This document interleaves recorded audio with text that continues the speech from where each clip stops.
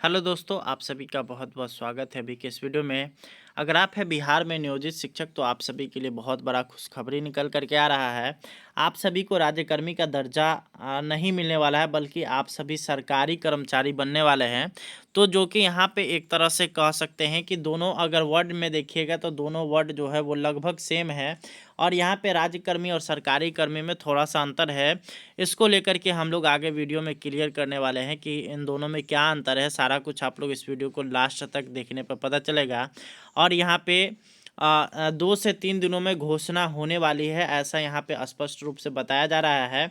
और साथ ही साथ नियमावली में बहुत कुछ बदल चुका है, तो सारा कुछ हम लोग इस वीडियो में देखने वाले हैं। तो चलिए, इससे संबंधित एक वीडियो है मेरे पास, उस वीडियो को आप लोग देखिए और समझिए कि इसमें क्या क्या चीज़ कहा जा रहा है, क्यों आप लोग राज्यकर्मी नहीं बनेंगे बल्कि सरकारी कर्मी बनेंगे, और इन दोनों में कौन सा बेटर होता है और किस में क्या अधिक लाभ मिलता है। सारा कुछ इस वीडियो में आप लोग का क्लियर होगा। तो चलिए शुरू कर लेते हैं वीडियो।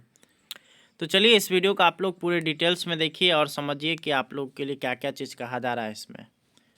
उसकी प्रक्रिया में आज से तेजी आने वाली है रवि सर।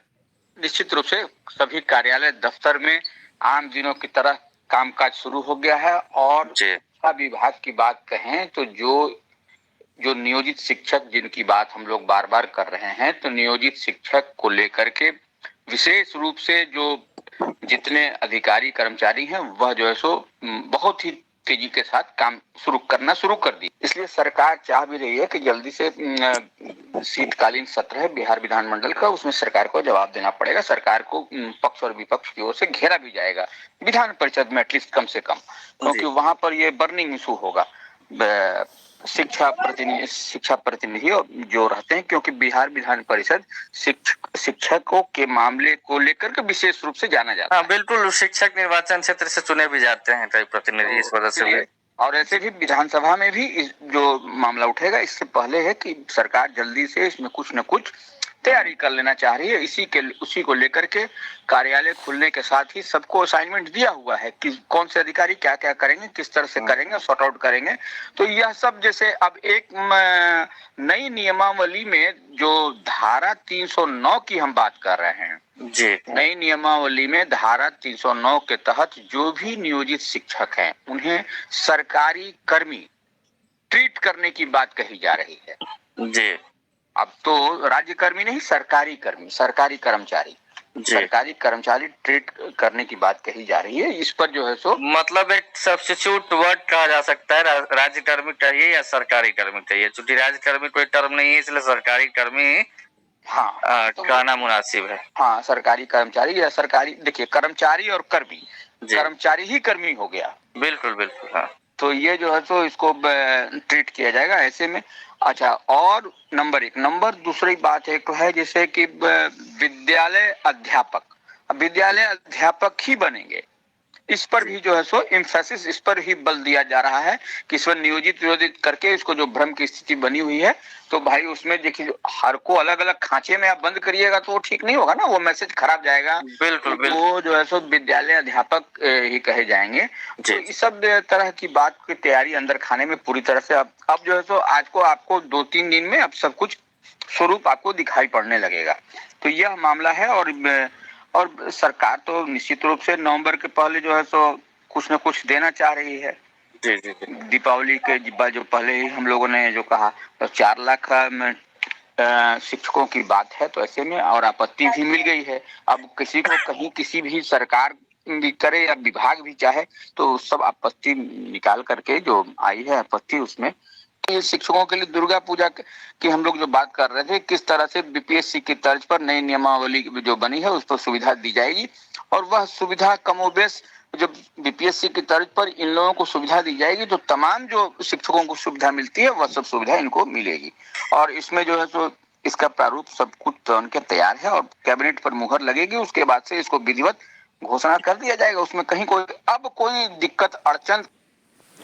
अब यहाँ पे आप लोगों ने सुना, इस वीडियो में बताया जा रहा है कि नियोजित शिक्षकों को जो है, नियोजित शिक्षकों की जो नियमावली है, अब उसमें कोई भी अड़चन नहीं बचा हुआ जिसमें किसी भी तरह का कोई भी परेशानी हो नियोजित शिक्षकों को, या फिर यहाँ पे बिहार सरकार को। तो बिहार सरकार भी पूरी तरीके से तैयार है और नियोजित शिक्षकों का जो नियमावली है वो यहाँ पे अब बदलने वाला है और उसमें बदलाव हो रहा है। और साथ ही साथ यहाँ पे आप सभी को राज्यकर्मी का जो है यहाँ पे वर्ड नहीं बताया जा रहा है, बल्कि वहाँ पे आप सभी को सरकारी कर्मी का ट्रीट करने की बातें हो रही है। ये सारे चीज़ें जो है आप लोगों ने इस वीडियो में देखा। तो यहाँ पे आप लोग के नियमावली में कुछ चीज़ें बदलने वाला है, क्या क्या चीज़ बदलाव होगा सारा कुछ हम लोग डिटेल्स में देख लेते हैं। सबसे जो पहला चीज़ बदलने वाला है वो आप लोगों का नियोजित शिक्षकों का जो नाम होगा वो आप लोग का बदलेगा और आप सभी जो है विशिष्ट शिक्षक के बजाय बीपीएससी के तर्ज पर आप सभी जो है विद्यालय अध्यापक कहलाएंगे। इसको लेकर के सरकार मान चुकी है और सभी शिक्षकों का नाम एक ही होगा, सभी विद्यालय अध्यापक कहलाएंगे। दूसरा चीज़ जो है यहाँ पे बदलने वाला है वो यहाँ पर है आप सभी का स्थानांतरण का मामला। ये आप लोगों को मैंने पिछले भी वीडियोस में बताया था कि नियोजित शिक्षकों के स्थानांतरण का मामला फंसा हुआ है, क्योंकि यहाँ पे नियोजित शिक्षकों को जो यहाँ पे स्थानांतरण का लाभ दिया जा रहा है वो ऐच्छिक स्थानांतरण है, ऐच्छिक स्थानांतरण नहीं है, बल्कि वहाँ पे विभागीय स्थानांतरण का लाभ दिया जा रहा है, जिसको लेकर के नियोजित शिक्षकों में काफ़ी अधिक यहाँ पे ऊहापोह की स्थिति है। अब इसमें बदलाव होगा और सभी नियोजित शिक्षकों को ऐच्छिक स्थानांतरण का लाभ मिलेगा, जिससे नियोजित शिक्षक जो यहाँ पे होने वाले हैं लाभान्वित होने वाले हैं। अगला यहाँ पर जो है अगला चीज़ जो निकल कर के आ रहा है वो आप सभी का जो है यहाँ पे जो बात करिएगा कि आप सभी का प्रमोशन होगा या नहीं होगा। तो आप सभी का प्रमोशन की प्रक्रिया जो है यहाँ पे शुरू हो चुका है। आप लोग को बीपीएससी की भांति आप लोग को भी प्रमोशन देने की बातें हो रही हैं, जिसके बाद नियोजित शिक्षकों को जो है अब प्रमोशन 5 वर्षों में ही मिलेगा। जबकि विशिष्ट शिक्षक नियमावली जब आया था तो उसमें यहाँ पे नियोजित शिक्षकों को 8 वर्षों के बाद जो है यहाँ पे 8 वर्षों के बाद ही उनको जो है प्रमोशन का लाभ मिल रहा था और वे वरीय शिक्षक बन रहे थे। अब यहाँ पे 5 वर्षों में ही आप सभी जो है यहाँ पे प्रमोशन का लाभ ले सकेंगे और सभी नियोजित शिक्षकों को इसका लाभ देखने को मिलने वाला है। अगला जो चीज़ महत्वपूर्ण है वो है यहाँ पे नियोजित शिक्षकों के लिए, वो है नियोजित शिक्षकों का पे इंडेक्स बदलने वाला है। और पे इंडेक्स जो पिछला आप लोगों के विशिष्ट शिक्षक नियमावली में आया था आप लोगों के लिए, अब उसमें पूरी तरीके से बदलाव हो रहा है और सभी नियोजित शिक्षक अब उसी के अंतर्गत आने वाले हैं। और अब जो है यहाँ पे नियोजित शिक्षकों का नया पे इंडेक्स आएगा, जिसमें यहाँ पे नियोजित शिक्षकों के वेतन में बढ़ोतरी देखने को मिलेगा। साथ ही साथ एनपीएस का लाभ आप सभी को मिलने वाला है और आप सभी के जो सक्षमता परीक्षा है उस पर भी यहाँ पे रोक लगने वाला है। तो इस तरह से आप लोगों के लिए यह नियमावली काफ़ी कुछ बदल करके आ रहा है और इसमें धारा 309 का प्रयोग किया गया है और नियमावली 2005 भी आने वाला है। तो इन सारे चीज़ों को जो है यहाँ पे इसमें सम्मिलित कर लिया गया है, जिससे नियोजित शिक्षक जो है यहाँ पे सरकारी कर्मचारी बनने वाले हैं। तो इस वीडियो में इतना ही, आप लोग से मिलेंगे नेक्स्ट वीडियो में, तब तक के लिए बहुत बहुत धन्यवाद। Thanks for watching.